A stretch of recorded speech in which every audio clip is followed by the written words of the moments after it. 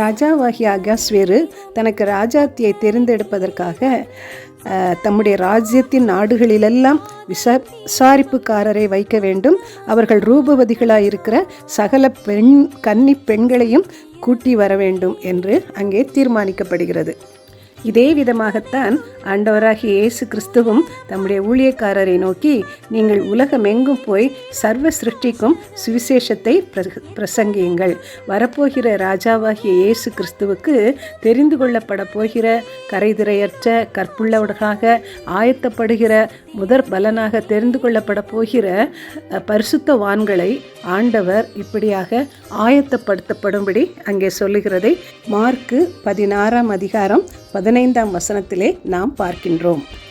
அகாஸ்வேரு ராஜாவுக்கு புறம்பாக வெளிப்புறமாக அழகாக இருக்கின்ற கன்னி பெண்களை அங்கே அவர்கள் கொண்டு வருகிறார்கள். ஆண்டவராகிய இயேசு கிறிஸ்துவோ 1 பேதுரு 3:4 சொல்கிறாரு, அழியாத அலங்கரிப்பாய் இருக்கிற சாந்தமும் அமைதலும் உள்ள ஆவியாகிய இருதயத்தில் மறைந்திருக்கிற குணத்தை கொண்ட பரிசுத்தவான்கள் பரிசுத்தவாட்டிகள். அது மாத்திரமல்ல, சங்கீதம் 45 நாம் பார்க்கின்றபடி 13ஆம் வசனத்தில் ராஜகுமாரத்தி உள்ளாக பூரண மகிமை உள்ளவள்.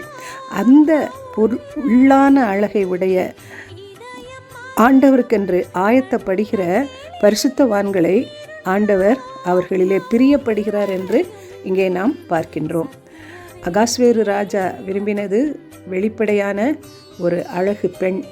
ஆனால் ராஜாதி ராஜாவாகிய ஆண்டவராகிய இயேசு கிறிஸ்து அவர் தெரிந்து கொள்ளப் போவது உள்ளான மகிமை, உள்ளான அழகுள்ள பரிசுத்தவான்களை அவர் தேடுகிறார்.